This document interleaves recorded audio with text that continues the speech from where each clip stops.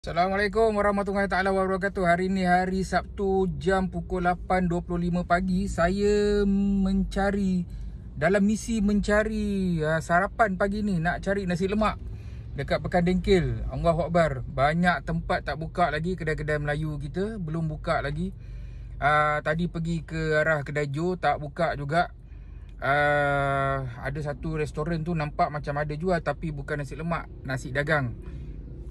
So saya dengan keluarga nak mencari nasi lemak. So kita dah pusing, sampai dekat pasar pun tak ada. Selalunya adalah dekat depan pasar tu adalah 2-3 gerai jual. Ni pun tak ada. So kita pergi dekat satu lagi spot. Jom kita tengok ada ke tidak.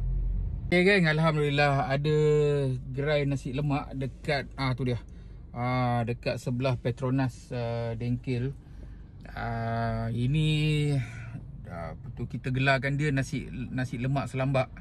Nasi lemak dia memang banyak guys.